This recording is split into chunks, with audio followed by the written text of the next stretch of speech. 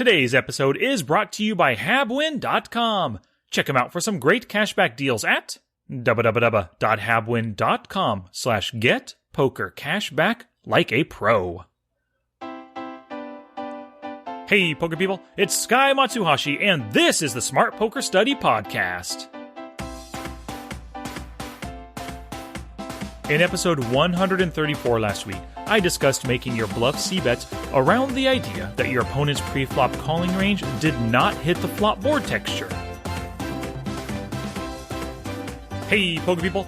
Wow, it's been a rainy spring here in California. Nice and sunny today, but rainy up until now, and it's been so lovely, and it sure beats 7 frickin' years of drought, or whatever it was leading up to this point, you know. I gotta touch wood for that one for sure. But hey, thanks for tuning in and for sharing the word with your poker pals. I appreciate the love, y'all. You keep sharing, I'll keep airing the show. It's a good little rhyme right there, I think. You keep sharing, I'll keep airing the show.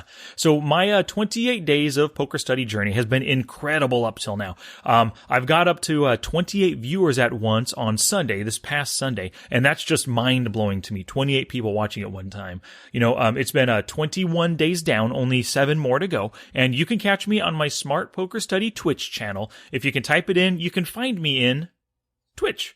Alrighty, let's get back to it. Poker's minimum effective dose number 6, Cbet principles. So, class 1, of course, was Cbet principles, the main things you need to understand for profitable C-betting. Number 2 last week was board textures, how your opponent's pre-flop calling range interacts with the board. And number 3 this week is planning for the future and, of course, double barreling. So, before you click that raise button on the flop, what you're gonna do in case you get called. And number 4 next week, class number 4 next week, defense against the Cbet. Not defense against the dark arts, Harry Potter, Professor Snape, but defense against the Cbet. Please visit the show notes page for everything I discussed today, along with screenshots and links at www.smartpokerstudy.com/pod135. And while you're there, sign up for the weekly boost for exclusive poker strategy direct to that inbox. Inbox. Alrighty, let's do this. Gambate! And now for our feature presentation. So first off here, what is a double barrel? Double barrel might be a new term for some of you. A double barrel is firing on the flop and the turn. It could be for value or you could be bluffing. Either way, it's a double barrel. This can be tough for some players, especially if your tendency is to see monsters under the bed every time you get called on the flop and the turn card doesn't help you. So sure, you know, for example, you open with pocket kings and the flop comes Jack 9-4 rainbow. Awesome. You think, hey, no ace on the flop. I can go ahead and c-bet. So you c-bet and you get called. Then the turn brings that dreaded ace. And you say to yourself, crap, I know he hit that. So you check and he fires, or you check behind and he fires the river because of your show of weakness. You curse the ace, you muck your hand, and now you're headed towards Tiltsville. All because you didn't get paid off with your beautiful pocket kings, you know. Let's try to figure this out so we can better approach these instances and find ways to barrel the turn more often with our bluffs, as well as not give up so easily on scare cards and get extra value with our value hands. So when talking about double barrels, we're going to go with one assumption here. Your flop c-bet was well placed. We'll assume you had 2 things going for you. Number 1 is you knew exactly why you were betting, either as a bluff or for value. And number 2, you had a reasonable expectation that your opponent would accede to your wishes. So let's say you were going for value. You knew the opponent could call with worse. Great. And let's say you were bluffing maybe. You knew they would often fold better hands and they would fold their complete whiffs and most of their draws. Great. You had a good reason and you went with it knowing that your opponent would likely do what you wanted. And maybe you used stats or history to come to your logical conclusion. You went with it and you made that flop c-bet. Good on you for making the first move. But you got called on the flop. So the question is now, what do you do? But real quick, before we get to your possible actions on the turn, let's discuss something actually pretty important. Before you make that initial flop c-bet, you have to have a plan, and that plan has 4 aspects to it. Number 1, know why you are betting. We've already discussed this, so, it's either a value or a bluff, and we've covered this already. Number 2, the second aspect to your pre-flop not pre-flop, I'm sorry. The second aspect to your flop plan before you cbet, it's knowing what to expect. And we've covered this already. You had a reasonable expectation of how your opponent would react. Great. 2 for 4 so far. And the third aspect to your cbet plan is you want to plan for future cards. What cards are good or bad for you? What cards help your opponents? What cards can scare your opponent? We'll talk about all of this in a second, but the fourth aspect to your flop cbetting plan is know your opponent. How do they approach the turn in general? What range would they call the flop with as opposed to raising or folding? Knowing your opponent is critical when it comes to successful barreling. So let's go ahead and get to it. Planning for the future. Let's start with that. What I want you to do is force yourself to start planning for the future before each button click. This will eventually become second nature to you. You know how they say the best chess players think multiple moves into the future? Well, it holds true for poker as well. Planning for your opponent's counteractions to yours will help you to make better decisions in the moment. If you know that cbetting now will put you in a tough spot on the next street, then don't do it. Anticipating your opponent's moves will help you to make better moves right now. Also, I said something on Twitch earlier today that's applicable now. I said, if you hate the future, don't continue. So, if whatever action you're contemplating will make future streets just suck, then don't do it. You want to play KISS poker, which KISS is keep it simple, stupid, and making things hard on yourself is the opposite of keeping it simple. And last week, we discussed board textures and your opponent's range. If we're assuming they're calling your cbet for some sort of logical reason, then of course there are some turn cards that can come that will add to their equity. Maybe they have a draw and the turn hits that. Maybe they call with an underpair thinking they might be good, and the deuce on the turn doesn't scare them.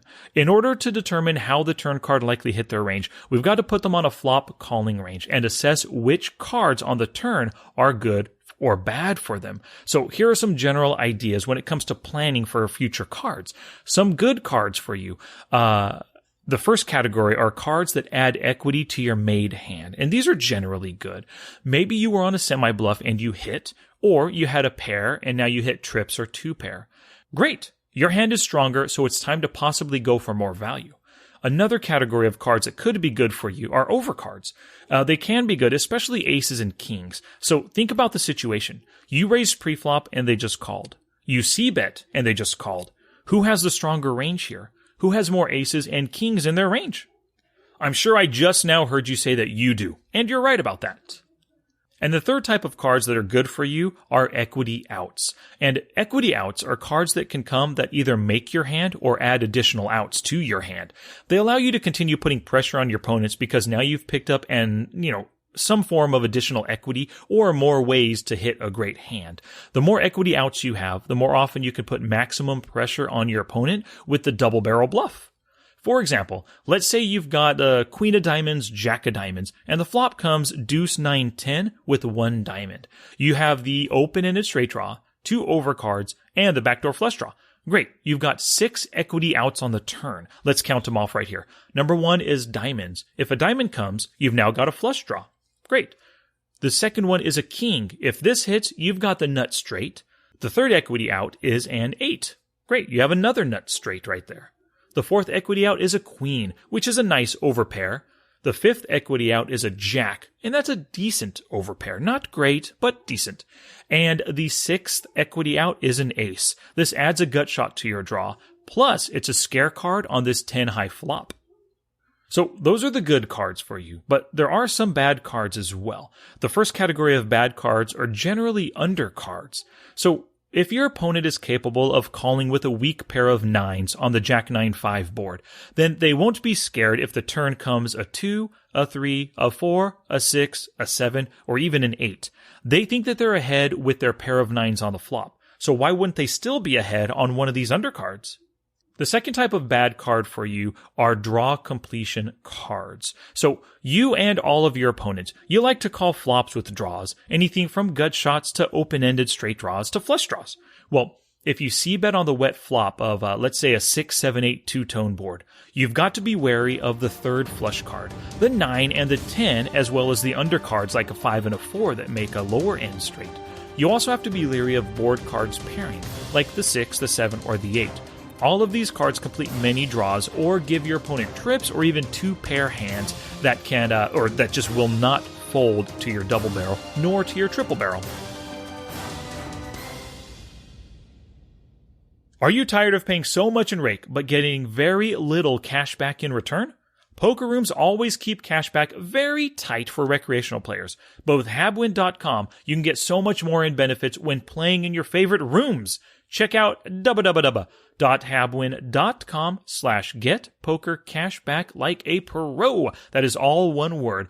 Go there and get in the money. They're offering all of us a killer rakeback deal, so don't miss out on Habwin. Once again, that website is www.habwin.com/getpokercashback like a pro. Alrighty, on Saturday, April 29th at 10 a.m. Pacific Time, I'll be holding my next premium webinar. It's going to be called Getting the Most from Poker Tracker 4. If you only have one piece of software, it's gotta be Poker Tracker 4. And this webinar will show you how to use the most valuable aspects of it. To learn more and to sign up, please visit www.smartpokerstudy.com/p T4 webinar. There is a 30% discount if you purchase the webinar prior to Monday the 24th at midnight, so don't miss out. Alrighty, back to class, poker people. So let's talk about your opponents here. You've all heard me mention flop and turn honest players. Well, when you're barreling as a bluff, you want to do so against turn honest players. These guys call lots of flops with weak hands, but give up when they whiff the turn. Perfect. And if you're going for value, you want either stations or players who are flop honest, but that called your flop bet. These players don't fold the turn, so value bet them. Plus, the pot is a little bigger because you made that flop cbet and they called, so you can bet even more now for lots of extra value. A general idea you want to keep in mind is if you're bluffing, do so against foldy players. And if you're going for value, do so against stationy players. There's two more things I want to discuss. The first is good stack sizes for bluffing. So you can value bet against any stack size. Short stacked or deep, you're going for value, so you've got to be betting. Stack size doesn't matter so much there. But when you're pulling double barrel bluffs, you don't want your opponent to feel pot committed because of their flop call. If they have a stack to pot ratio of say 1-to-1 or even 2-to-1 after they call the flop, how likely will they give up on the turn? Not so likely. Let's look at two quick examples here. If after calling the flop, their stack to pot ratio is 1-to-1, or to look at dollar amounts, a $5 stack with a $5 pot, they're more likely to fight for it because they've put so much of their short stack already into the pot. But let's say they have a 5-to-1 ratio, like they have $25 behind and the pot is $5. Their share of the pot right now is only $2.50, which is less than 10% of the stack that they started the hand with. They are much less committed at this high stack to pot ratio. And the final thing to talk about is triple barreling. So triple barreling is simply double barreling taken to the next level. As you pour more money into the pot street after street, you need to be more careful with your moves. When considering the triple barrel bluff or the triple barrel value bet, you need to be even more sure than you were on the turn. If bluffing, you need to really believe your opponent is likely to fold and that river card did not complete their hand. If you're going for value, you need to be really sure that you've got the best hand and that they can call with worse. Mistakes grow in severity as the pot grows, so range your opponent and be sure he'll react the way you want him to before you make that super big river bet. Challenge! Here's my challenge to you for this episode. Filter for your double barrel c-betting spots in Poker Tracker 4. Just turn on the c-bet flop and the c-bet turn filter. This will show you every hand, heads up and multi-way, and in position and out of position, where you double barrel the turn. What's your profitability? Look at that win rate. Also, look at your losing hands. What did you miss? Were there any signs that you should have saved that extra bullet? Figure out how you can become a better barreler by going through these filtered hands. Now it's your turn to take action and do something positive for your poker game. Now get it on.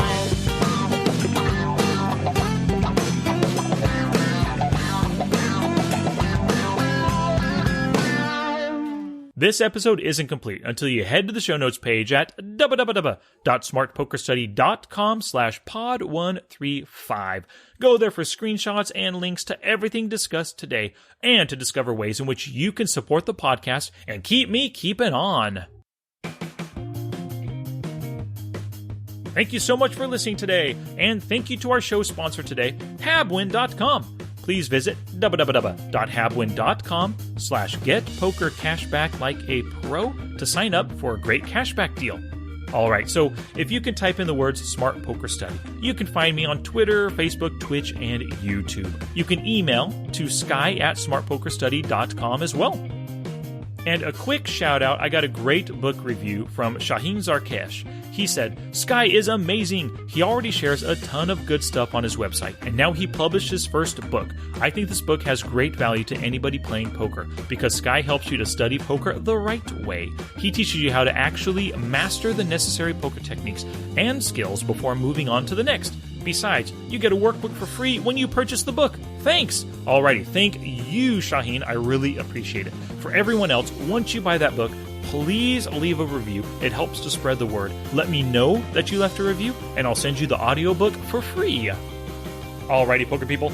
Next week in episode 136, I'll hit the final class number 4 in the Cbet minimum effective dose when I discuss defense against Cbets.